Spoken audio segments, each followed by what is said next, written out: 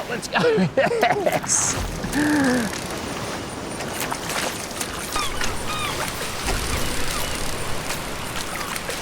G'day and welcome to Fishing. Michael Guest, and I've actually got my mate Ross Canizzaro with me, who has done a lot of fishing, but like a lot of you watching at home, has only just started. He just caught a couple of Murray cod, 2 or 3 in the last day or so, so it's new to you as well. And we're gonna look at catching them on soft plastic. So we've got hollow bellies rigged on flashy swimmers. We'll go right through all that shortly. But the idea is to walk the bank here. We're in a magnificent part of the world, up in the New England section of New South Wales. And Murray cod, one of my favourite fish. I know you've been pumped about catching them. Now one of my favourite fish. But now one of your favourites on Absolutely. top of the list. And we'll go through some techniques with soft plastics and hopefully help you catch your first ever Murray cod. They're our Aussie iconic fish. Green gold, got these black patterns on the back. And this is a really cool technique to catch them. For me, absolutely 100% a catch and release fish. So we're doing some sport fishing. We've got low profile reel there with that bait casting rod, and we'll go through the casting technique a little bit with that as well. But firstly, let's have a few casts around here and see if we can't find one.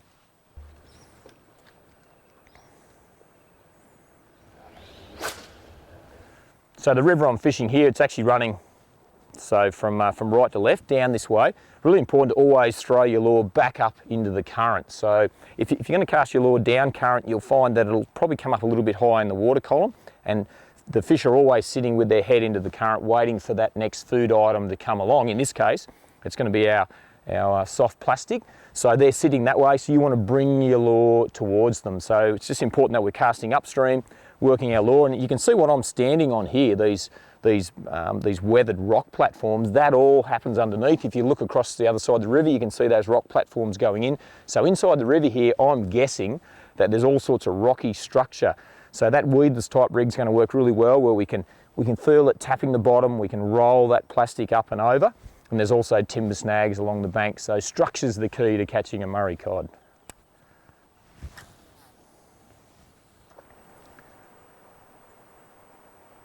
Yep. Go. You got him, mate. Got him on, mate. So there you go. Good stuff, Roscoe. Oh, nice fish too. Come up, buddy. You know what I did do? I left the net back there. We'll have to get it later. Feels like a good one, bud. So using that bait caster tackle there, so that nice low profile reel, that's actually a beautiful fish. Brevo Beast. That's a good cod, that one there. That. With some 20-pound braid and some 30-pound fluorocarbon lead. You could go up to 40-pound, and we've got that FG knot, which is a really good one to learn to tie because it flies through the guides really well. Oh wow, look at that. That's a beautiful Murray cod right there. Don't lose so I'm going to try and do a lip grip because I left the net back down the track. This is where you have full faith in your mate. And I'm going to have to go grip like that. Oh, nice and fat. And that's a beautiful fish. Look at that. And there's that hollow belly pinned right in the corner of the jaw. That's a perfect hooker. I've got your fish. I'm not going to lift your fish up. No way in the world. You come and I'll give you a lip grip. I'm happy for you lift. No, you lift him up, mate. Absolutely. Really? Definitely. Take my sunnies off. And let's support that belly. Really important to support that belly. Oh, beautiful. Look at that. Hey, look at the sky behind us. Look at the scenery. And that's one of the great things about chasing Murray cod is where you get to go to is just incredible. There's plenty of access points publicly. And if you're going to go anywhere on private property, do the right thing and get permission. And you can access some great fish like this. That's just, look at that. Look at the mouth on there. So that 6.0 flashy swimmer rig with that hollow belly, you look at it, it's a big lure, but look at the size of the mouth on them.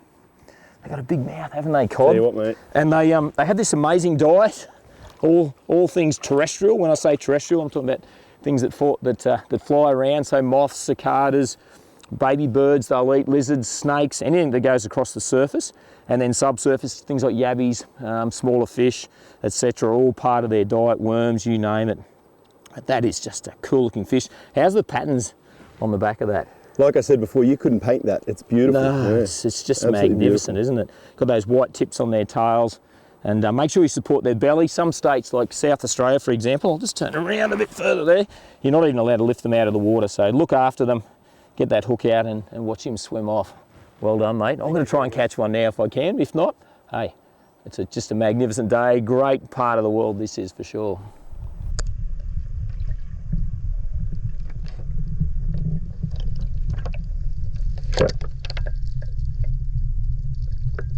Another really good option as far as soft plastics go is to go with one of these Gulp curly tail grubs. They work really well. So we've got the hollow belly there. Don't forget to add that Gulp scent, can make a difference when things slow down. Sun's up pretty high now, so I'm just gonna, I've taken that, that hollow belly off and pop one of these out of the packet. And what we'll do, it's the same with the hollow belly, just line that spring up on this rig and center it in the front of the lure. Screw it in, and you can wind these so slow because that curly tail has got an amazing amount of action at slow speed. Once again, that's what we're looking for with Murray cod. So I want it to sit like that. So that's going to line up perfectly just there. Go through that tail knuckle about there. And that's our presentation like that. And that tail will just waft around. And if we're in some fairly exposed, fairly open areas, we can go in that department. If we want to make it a little bit more weedless, we can even tuck the tip in there so that it'll pull up over some timber snags and some rocky areas. All right, I'll give that a go for a bit too. It's good to have options.